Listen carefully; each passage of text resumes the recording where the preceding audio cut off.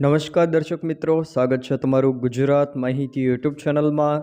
આજના તાજા અને મહત્વના આપ સૌનો ઉપયોગી એવા 25 મોટા સમાચાર વિશે વિડીયોમાં આગળ વાત કરીશું, તો છેલ્લે સુધી જોતા રહેજો। આજના સૌથી પહેલા સમાચાર વિશે વાત કરીએ તો ગુજરાતમાં દિવાળી પર ફટાકડા ફોડવાને લઈને સરકાર દ્વારા કડક નિયમો જાહેર કરવામાં આવ્યા છે। દિવાળીના તહેવારને ધ્યાનમાં રાખીને ગુજરાત સરકારે ફટાકડા ફોડવા અંગેની સૂચનાઓ જાહેર કરી છે। વાયુ અને ધ્વનિ પ્રદૂષણને અટકાવવાના ઉદ્દેશ્ય સાથે સરકારે સુપ્રીમ કોર્ટના નિર્દેશોનું કડક પાલન કરવાનો નિર્ણય લીધો છે। જોકે આ નિયમો અનુસાર દિવાળીની રાત્રે 8 વાગ્યાથી લઈને 10 વાગ્યા સુધી એટલે કે માત્ર 2 કલાક જ ફટાકડા ફોડવાની મંજૂરી આપવામાં આવી છે અને રાતના 10 વાગ્યાથી સવારના 6 વાગ્યા સુધી ફટાકડા ફોડવા પર સંપૂર્ણ મનાઈ ફરમાવવામાં આવી છે। આ ઉપરાંત સુપ્રીમ કોર્ટ દ્વારા માન્યતા પ્રાપ્ત ગ્રીન તથા ઓછા પ્રદૂષણ ઉત્પન્ન કરતા ફટાકડાના ઉત્પાદન અને વેચાણની જ પરવાનગી રહેશે। ભારે ઘોંઘાટવાળા તેમજ સ્વાસ્થ્ય માટે હાનિકારક અને વધુ પ્રદૂષણ ફેલાવતા બાંધેલા ફટાકડા પર પ્રતિબંધ મૂકવામાં આવ્યો છે। આ ઉપરાંત લાયસન્સ ધરાવતા વેપારીઓ જ ફટાકડા વેચી શકશે અને ઈ કોમર્સ વેબસાઇટ પર ફટાકડાના ઓનલાઈન વેચાણ પર પ્રતિબંધ મૂકવામાં આવ્યો છે। જોકે ગુજરાતમાં ચાઇનીઝ સહિતના વિદેશી ફટાકડા પર પણ પ્રતિબંધ મૂકવામાં આવ્યો છે। ગુજરાતના રાજકારણમાં મોટા ફેરફારના એંધાણ। ગુજરાતની રાજનીતિમાં આગામી દિવસોની રણનીતિ નક્કી કરવા માટે દિલ્હીમાં પીએમ નરેન્દ્ર મોદીના નિવાસસ્થાને એક ઉચ્ચ સ્તરીય બેઠક યોજાય છે। જોકે આ બેઠકમાં કેન્દ્રીય ગૃહમંત્રી અમિત શાહ, મુખ્યમંત્રી ભૂપેન્દ્ર પટેલ, પ્રદેશ પ્રમુખ જગદીશ વિશ્વકર્મા અને સંગઠન મહામંત્રી રત્નાકર હાજર રહ્યા હતા। આગામી દિવસોમાં ગુજરાતમાં સરકાર અને સંગઠનની સ્થિતિ અંગે મહત્વપૂર્ણ નિર્ણયો લેવામાં આવશે। હવે ઈપીએફ એકાઉન્ટમાંથી પૂરા પૈસા કાઢી શકાશે। ઈપીએફઓ એટલે કે એમ્પ્લોઈઝ પ્રોવિડન્ટ ફંડ ઓર્ગેનાઇઝેશને ઈપીએફ એકાઉન્ટમાંથી પૂરા પૈસા કાઢવા માટેના નિયમો સરળ બનાવ્યા છે। સેન્ટ્રલ બોર્ડ ઓફ ટ્રસ્ટીઝની બેઠકમાં આ નિર્ણય લેવામાં આવ્યો છે। હવે જૂના 13 નિયમોને બદલે માત્ર 3 કેટેગરીમાં પાર્શિયલ ઉપાડ કરી શકાશે। શિક્ષણ માટે ઉપાડની મર્યાદા 3થી વધારીને 10 વખત અને લગ્ન માટે 5 વખત કરાય છે। હવે સભ્ય ખાતામાંથી પૂરી રકમ કર્મચારી અને માલિકનો હિસ્સો ઉપાડી શકશે। હવામાન ખાતા દ્વારા દિવાળી પહેલાં માવઠાને લઈને આગાહી। દિવાળી પહેલાં રાજ્ય પર કમોસમી વરસાદની આગાહી હવામાન ખાતા દ્વારા કરવામાં આવી છે। 16થી લઈને 19 ઓક્ટોબર સુધી રાજ્યમાં માવઠાની અસર જોવા મળશે, જેમાં 16 તારીખે તાપી, નવસારી અને ડાંગ એટલે કે દક્ષિણ ગુજરાતના ભાગોમાં માવઠાની આગાહી કરવામાં આવી છે। તો 17 અને 18 તારીખ દરમિયાન ગીર સોમનાથ, અમરેલી, ભાવનગર, તાપી, ડાંગ, નવસારી અને વલસાડ આ જિલ્લાના કોઈક છૂટાછવાયા વિસ્તારોમાં સામાન્ય છાંટાછૂટીથી હળવા ઝાપટા વરસી શકે। તો 19 તારીખે તાપી, નવસારી, ડાંગ, ભાવનગર, દીવ અને અમરેલી આ જિલ્લાના કેટલાક છૂટાછવાયા વિસ્તારોમાં પણ હળવાથી મધ્યમ ઝાપટાની આગાહી કરાઈ છે। ધનતેરસ પહેલાં સોના અને ચાંદીના ભાવમાં ભડકો। પુષ્ય નક્ષત્રમાં એક દિવસ પહેલાં સોના અને ચાંદીના ભાવ સર્વોચ્ચ સપાટીએ પહોંચ્યા હતા। આઈબીજે અનુસાર 24 કેરેટ સોનાના 10 ગ્રામનો ભાવ 2244 રૂપિયા વધીને ₹1,23,769 થયો છે, જ્યારે અમદાવાદમાં તે 1.25 લાખને પાર કરી ગયો છે। આ દરમિયાન ચાંદીનો ભાવ એક જ દિવસમાં 8,625 રૂપિયાના ઉછાળા સાથે ₹1,73,000 પ્રતિ કિલોએ પહોંચ્યો છે। સોનાનો ભાવ આગામી સમયમાં ₹1.55 લાખ એટલે કે 1,55,000 સુધી પહોંચી શકે તેવી શક્યતાઓ પણ નિષ્ણાતોએ વ્યક્ત કરી છે। જોકે ચાંદીનો 1 કિલોગ્રામનો ભાવ પોણા 2 લાખે પહોંચી ગયો છે। બોટાદની મહાપંચાયતમાં હિંસક અથડામણના મામલે મોટા સમાચાર। આમ આદમી પાર્ટીના નેતાઓ સામે ગંભીર ધારાઓ હેઠળ એફઆઈઆર નોંધવામાં આવી છે। પ્રવીણ રામ અને રાજુ કપરાડા સહિત 85 લોકો સામે નામજોગ એફઆઈઆર દાખલ કરવામાં આવી છે।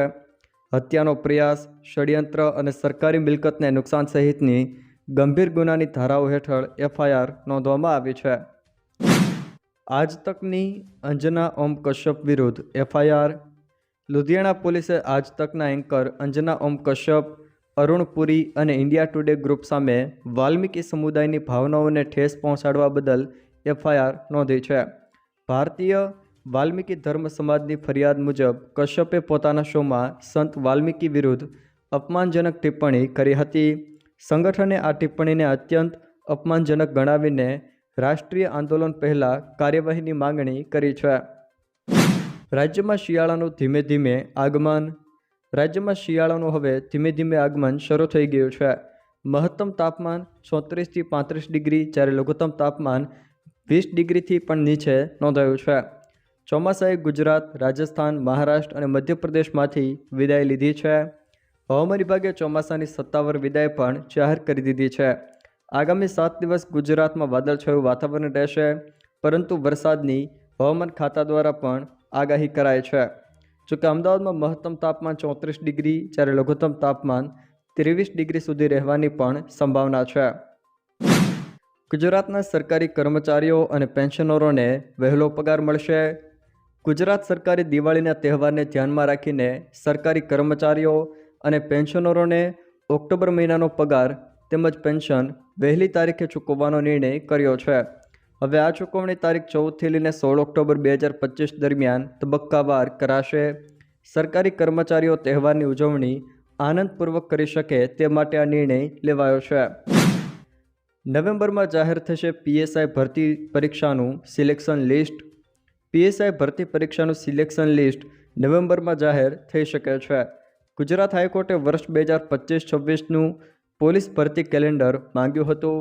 જોકે હાઈકોર્ટમાં સરકારી વકીલે કહ્યું હતું કે 14,283 પદ માટે બીજા ફેઝની ભરતીની જાહેરાત આગામી સમયમાં કરવામાં આવશે અને ભરતી સપ્ટેમ્બર 2024માં પૂર્ણ પણ કરવામાં આવશે.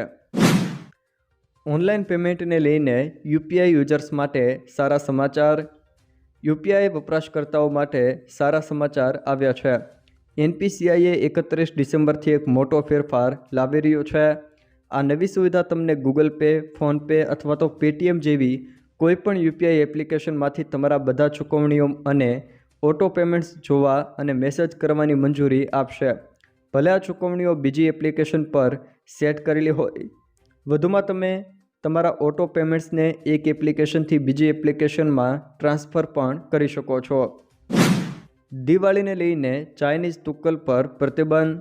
ભાવનગરમાં દિવાળી નિમિત્તે અત્યારથી લઈને 5 નવેમ્બર એટલે કે દેવ દિવાળી સુધી ચાઇનીઝ તુક્કલ, લેન્ટર્નના ઉત્પાદન, સંગ્રહ, વેચાણ અને ઉપયોગ પર કડક પ્રતિબંધ મુકાયો છે. જિલ્લા મેજિસ્ટ્રેટ એનડી ગોવાણીએ આગના જોખમ, પર્યાવરણ દૂષણ અને માનવ પશુ પંખીની સુરક્ષા માટે જાહેરનામું બહાર પાડ્યું છે. જાહેરનામું ભંગ કરનાર સામે ભારતીય ન્યાય સંહિતા 2023ની કલમ 223 હેઠળ કાર્યવાહી કરવામાં આવશે. ખેડૂતોના તૈયાર થયેલા પાકમાં વરસાદથી થયેલ નુકસાનને કારણે આર્થિક સહાયરૂપ થવા માંગણી. શરૂ વર્ષે મગફળીનું મોટા પાયે વાવેતર થયેલું હતું, પરંતુ જૂન મહિનામાં સમયસર વાવણી થયેલી અને હાલ મગફળી પાકી ગયેલ હોય ખેડૂતોએ મગફળીનો પાક લઈ રહેલ છે એવા સમયે અવારનવાર વરસાદને કારણે ખેડૂતોને મોટું નુકસાન થયું છે. મહુવા તેમજ જેસર તાલુકામાં પણ નુકસાન થયું છે. ખેડૂતોનો મગફળીનો તૈયાર પાક નુકસાન પામેલ છે. જોકે હાલ તેઓને માત્ર 700થી લઈને 900 અને કોઈક સ્થળે 1000 સુધીના ભાવો મળી રહ્યા છે. આ સિવાય અનાજ, કપાસ, ખરીફ, ડુંગળી વગેરે પાકોમાં પણ નુકસાન થયું છે.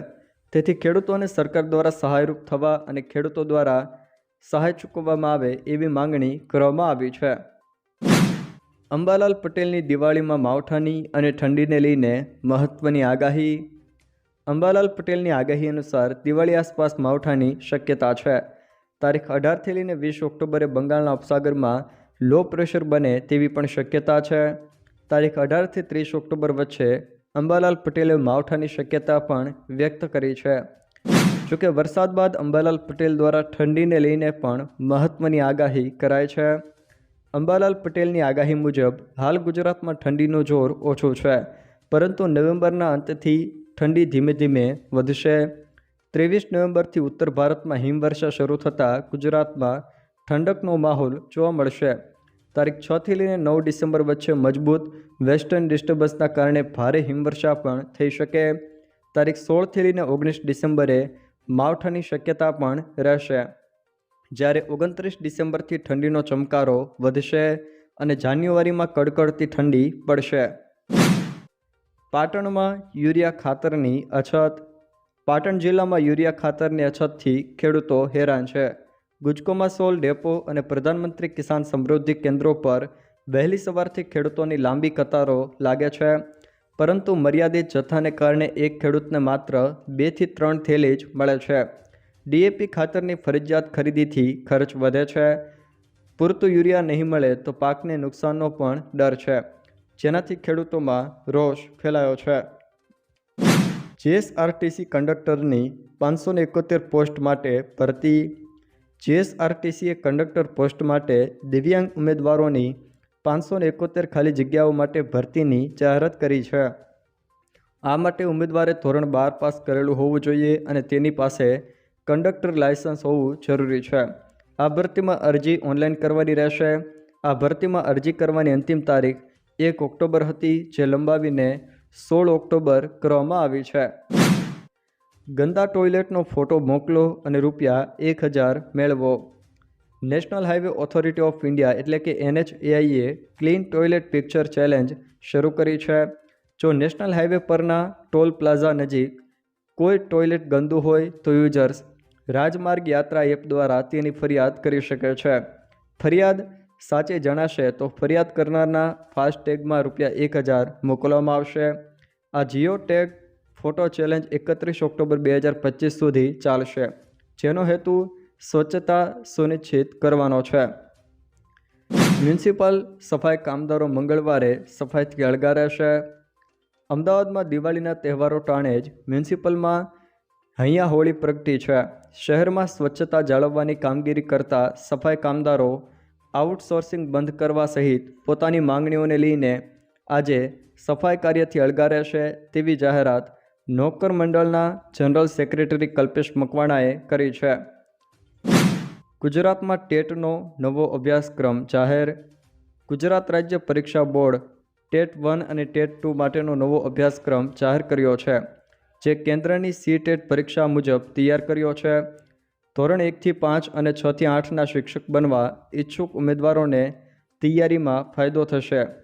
અગાઉ ફક્ત વિષય રૂપરેખા આપવામાં આવતી, હવે દરેક વિષયના ટોપિક્સ પણ આપ્યા છે. નવા અભ્યાસક્રમમાં બાળ વિકાસ, મનોવિજ્ઞાન અને વિશિષ્ટ જરૂરિયાત ધરાવતા બાળકોના શિક્ષણ જેવા મુદ્દાઓનો સમાવેશ પણ કરાયો છે. જો દર્શક મિત્રો આ વિડીયો તમને પસંદ આવ્યો હોય તો વિડીયોને લાઇક કરો, તમારા મિત્રો સાથે શેર કરો અને જો તમે અમારી ચેનલમાં નવા હો તો ચેનલને સબસ્ક્રાઈબ જરૂર કરજો, જેથી અમારા આવનારા તમામ વિડીયોની જાણકારી તમારા સુધી પહોંચી શકે.